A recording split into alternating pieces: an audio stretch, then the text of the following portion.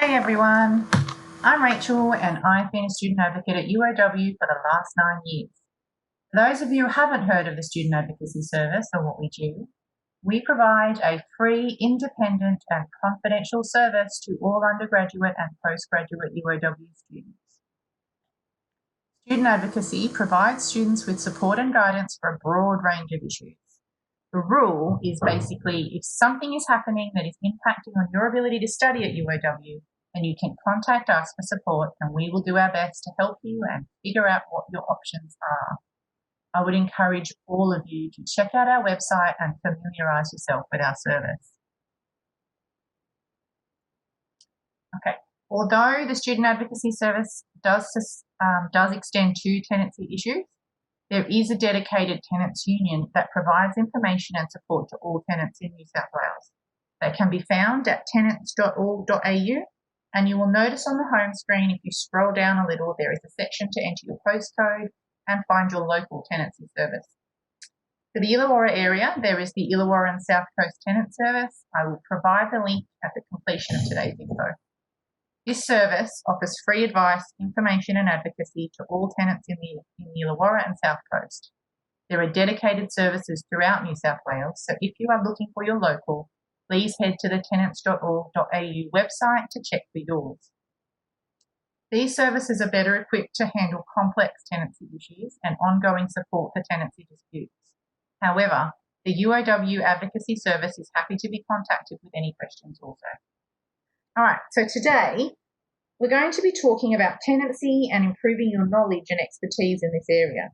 Having ongoing and stable accommodation is a crucial part of maintaining your well-being. This is a big topic and I'm only touching on a few issues today. Feel free to ask me any questions when the workshop is over or to send me an email if you would like further information. With all the changes made to evictions recently due to COVID-19, I have included information regarding those changes, and once we have discussed the usual information contained in this presentation, we will move on to have a look at how those changes may affect you.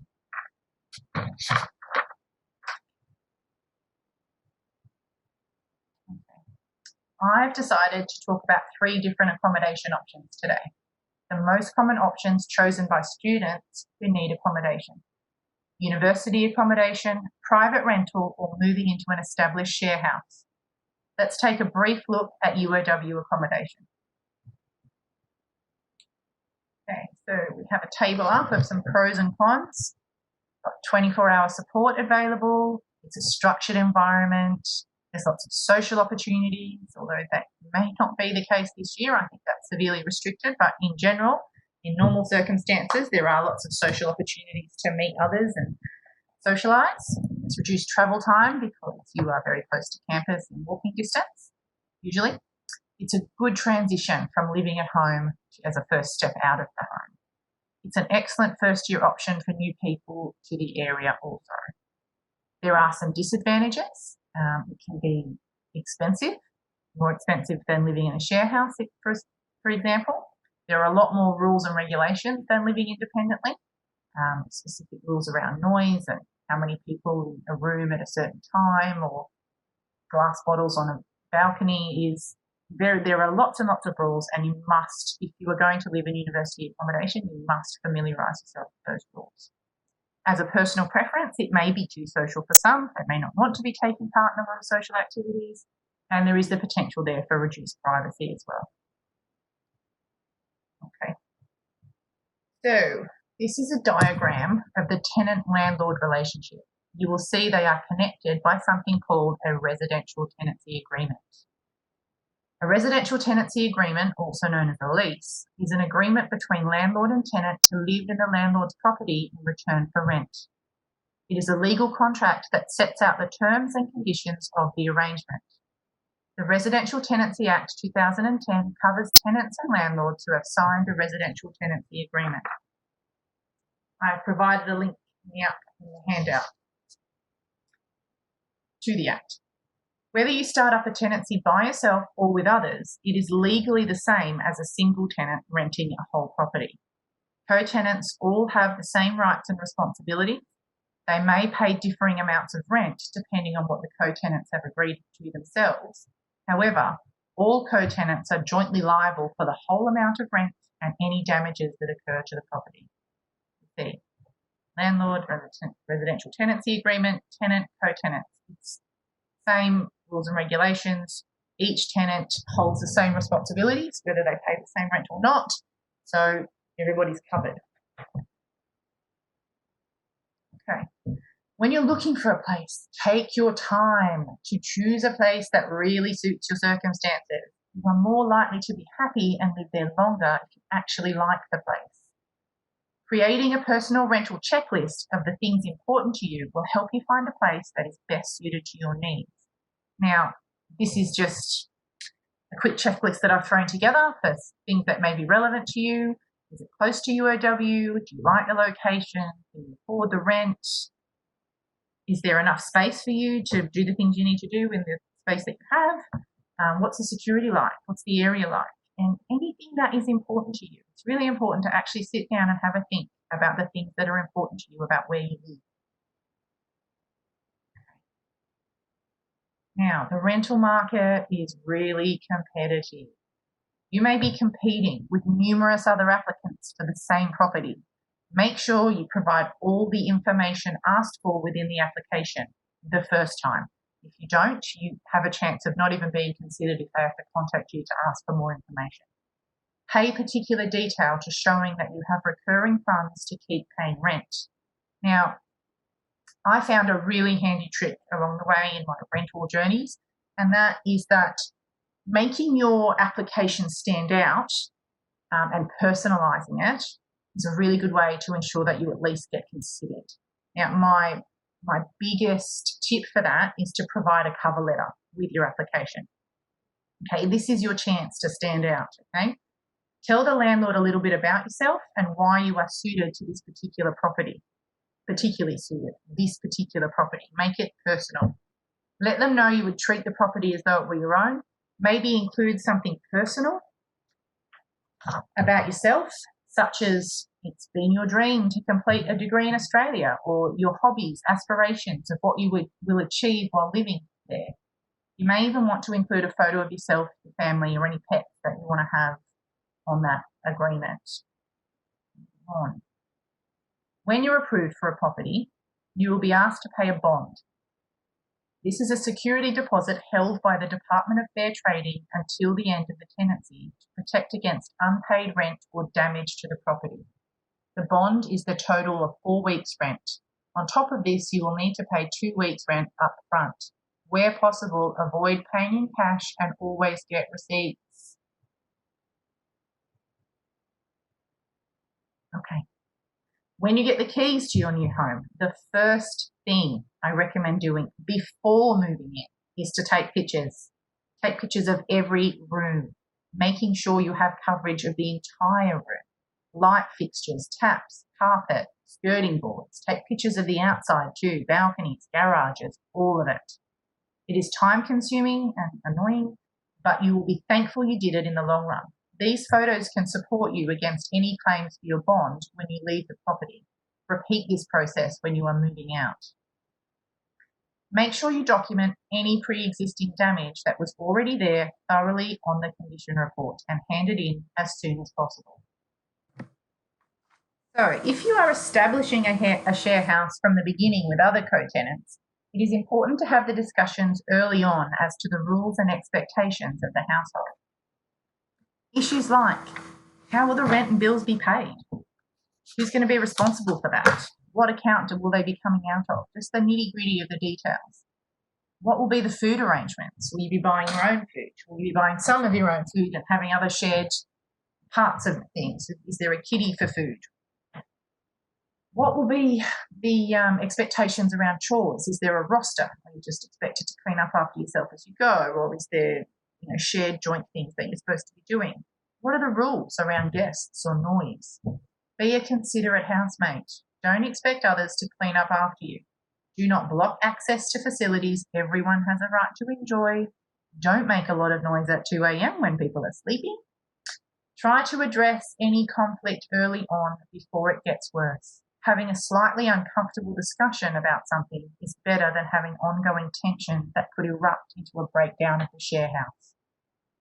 Share houses are notorious for ending friendships and being a traumatic and expensive experience when things are not handled well.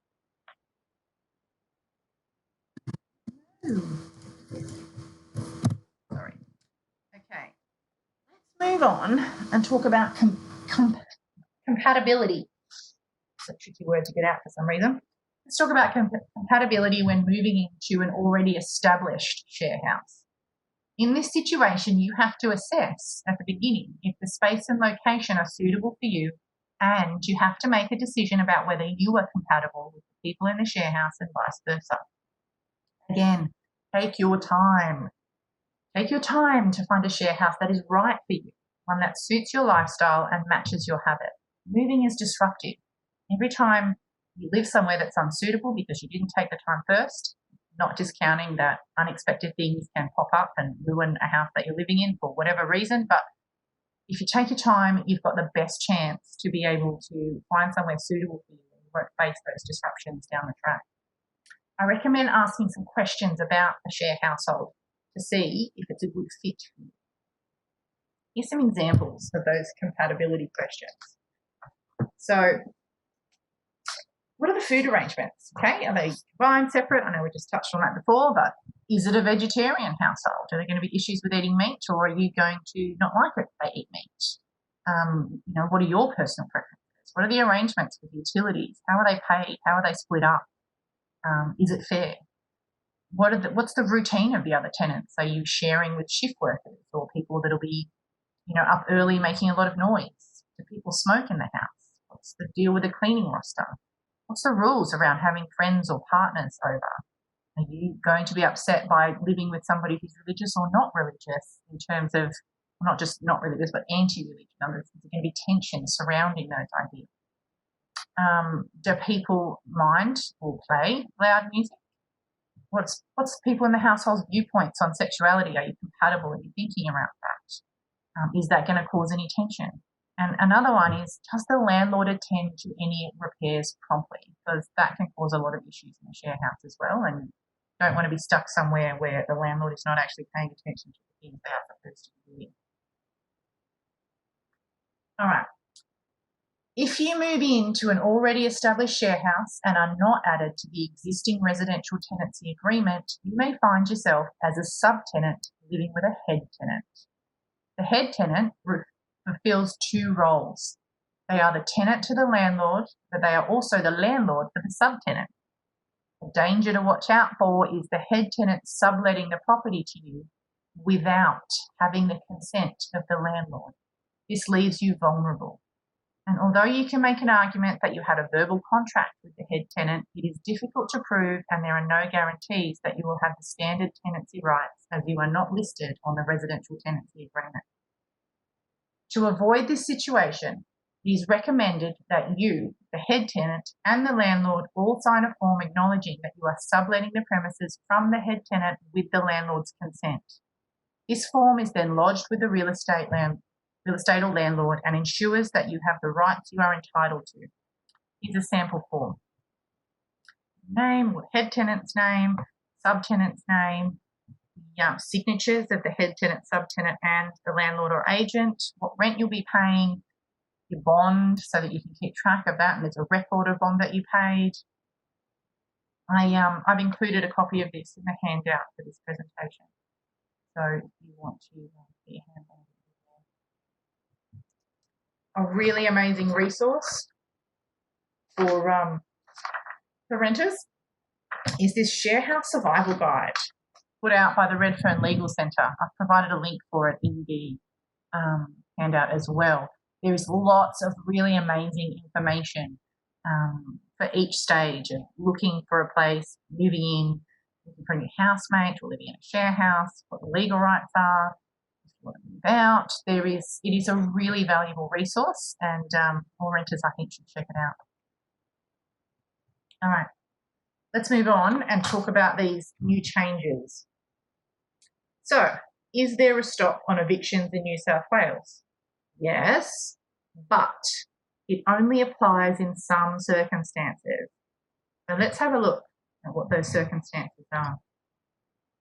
Okay, firstly, my apologies for this complicated flowchart. We'll break it down into each component more clearly, but I wanted to show you just how complicated this moratorium of evictions is and how there are many circumstances where you could still face eviction in New South Wales. All right, do the protections apply to you? First and foremost, let's have a look. Do they apply to you at this time? Well, that depends on whether you have financially been impacted by COVID-19 and what percentage of the household income has been impacted. Now, you'll notice I said household income and not personal income. The financial situation of the whole household comes into play here. Yes, even if you are living in a share house with friends or housemates. In order to be protected by the current moratorium, your household needs to have one or more people who have lost income due to COVID-19 and, not all, and that loss of income for the entire household combined needs to be 25% or more. All income is included when calculating the percentage of income lost. If you are receiving any extra benefits as part of the government stimulus package, that will be counted as income. So what are those protections? Well, for starters, there's an interim 60-day halt on landlords evicting tenants for rental arrears. Now, 60-day stop actually started on the 15th of April, so 60 days from the 15th of April. There's also no blacklisting on tenancy databases, which can make your life hell later on when you're trying to rent somewhere. No blacklisting on tenancy databases for rental arrears during this time. Okay, so you meet the protection criteria. What next? All right. First step is to contact your landlord and let them know you have been financially impacted by COVID-19. Go over your finances and figure out what rent you can afford to pay. Keep in mind that anything over 30% of your income is considered rent stress. An agreement between tenant and landlord may include a reduction in rent, a deferral of rent or a portion of rent, a combination of both. For example, rent payments reduced by 30% for 6 months, with half of that to be as a deferred payment to be paid at the end of the agreement period and the other half waived. Be careful of agreeing to a complete deferral with no waiver of rent. This could cause you significant financial stress later on when the agreement comes to an end. You could face eviction anyway. Now look, please note, landlords are not required to agree to a reduced rent, but they must enter into a good faith negotiation with you about the rent.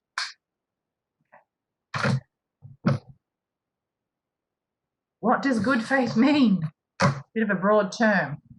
So it will be up to the New South Wales Civil and Administrative Tribunal to decide what good faith means. However, a good faith negotiation could reasonably be expected to mean that the landlord considers information provided by the tenant about their loss of income and the rent that they can afford, considers reasonable offers made by the tenant about an affordable rent, provides reasons and financial information if they will not agree to an offer, and does not simply insist on a deferral of rent payments, a temporary reduction that the tenant has to pay back. Now, keep in mind with this as well, within those negotiations with a landlord, they are not to ask that you dip into your super to pay them rent. That is considered financial advice and it's actually illegal.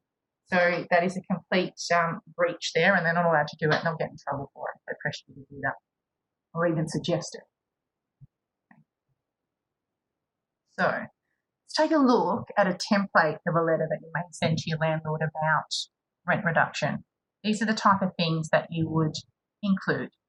Basically, obviously who you are, what rent you're paying and for what property, what your financial circumstances are doing, how they've changed, how much income you've lost, how your household income has been impacted, provide statements, right, like Centrelink statements or work statements. You could get a letter from your employer to state, previously these hours were worked, but now these hours are worked and this is how income has dropped. You do not need to provide your entire bank statement. that could be considered an intrusion to your privacy. You may not want to do that, so that's fine, but you do need to provide letters or documents that support what you're saying. Attach all your documentation to that letter as well. Now, basically you're saying we want to enter into a negotiation about reducing rent payments, okay? So you can appreciate as well that they may be experiencing financial hardship or whatever, but that you want to discuss this with them. Now, I've included a copy of this sample letter in the handout as well. All right. Now, just say you sent that letter through and you started some negotiations with the landlord, but no agreement was reached. So if the landlord and tenant cannot agree to a change in rent, there will need to be a formal rent negotiation through the New South Wales Fair Trading Dispute Resolution Service. Either the tenant or the landlord can contact Fair Trading and start the formal process. New South Wales Fair Trading is attempting to address each negotiation within 14 days. So it's quite a quick turnaround for this at the moment. Now let's go back to this really complicated flowchart and see where we're up to. So here's the beginning. Are you protected by these? Members of the household lost hours or money, income from COVID-19 or had to take care of someone because they were sick, basically financially impacted by COVID-19, and reduction of the weekly household income, including government assistance, by at least 25%. So, no, you are not protected. Yes, okay, moratorium on terminations due to rental or rental arrears applies. They cannot issue a termination notice for rental or charges arrears or apply to the tribunal for a termination order on these grounds within that 60 days. Okay, so have you followed the process? Did you both enter it, particularly the landlord, in good faith? Yes, and you found an agreement. That's great. It's documented how long it will go for, what it will be, all the details you nutted out. Okay, so no, you weren't able to meet an agreement. You need to use the New South Wales Fair Trading Dispute Resolution Services. Okay, so did that result in the landlord and tenancy agreeing to a temporary rent changes? Yes, fantastic. Over here, that's your agreement. No, that wasn't successful. So then the Dispute Resolution Service will look at if it was reasonable for the landlord to issue a notice. Okay, so basically, if you have provided information, if what you're offering seems reasonable, based on your circumstances and what the current market rent is, etc., you can then be allowed to have your tenancy continue. Okay, so if the landlord refused it, but the Fair Trading Dispute Resolution Services said no, the tenant was reasonable and the landlord was not, they can say no, you cannot issue an eviction notice on that and your tenancy can continue. So, but if they decide that the landlord did have reason to issue you an eviction notice, now keep in mind that this can include if the landlord is able to show that they are in financial stress. If you know that they're in financial stress now, they may have lost income due to COVID-19, and that it would cause them further financial stress, and they're not able to reach any agreements with their banks, etc. They need to show evidence that they tried. It can, even though it's unfair, it can still be that they can issue an eviction to you in that state, if they've decided that that's reasonable. So, again, though, it needs to be from 60 days after the start of the moratorium, 15th of April, and if they're then granted that go ahead, they can still apply for a termination. So, there are some other changes too. And these are interesting. So from now on, you need to give 90 days notice for any of the following. Landlords, real estates need to give 90 days notice for a no grounds eviction notice. Now, a lot of tenancy unions, etc., are worried that this is a loophole for landlords to be able to get around evicting tenants because they're asking for reduced rent. And it is. It should have been fixed, but it was not. So they can just issue you 90 days on no grounds and have you leave, and that's within their rights. If you're at the end of your lease agreement, they need to give you 90 days notice. I think previously it was 60. If you are on a periodic tenancy, now what that means is that, say you signed a lease agreement for 12 months. At the end of that 12 months, the landlord or real estate didn't ask you to go into another lease, and instead the current arrangement just continued, called a periodic tenancy, where you're not actually on a lease at the moment, but you previously were in that same property. They need to give you 90 days notice to be able to evict you in that situation. And a termination for a breach of the tenancy agreement. So that's basically any breaches of the tenancy agreement or any reasons they want to use to evict you, you have to get 90 days notice. I guess that's to make allowances for the fact that it may be harder to find places during this time. So, all right. Thank you, everyone, for listening. I hope this information will help you in some way. Please feel free to contact me at the Student Advocacy Service with any questions you have about the information presented here. I've put together a quick resource pack with links and copies of the share housing agreement, sample letter, etc. I think they'll be available in a PDF form. There should be a link that's somewhere around this presentation for you to be able to access. Anyway, I hope you all stay safe. Bye.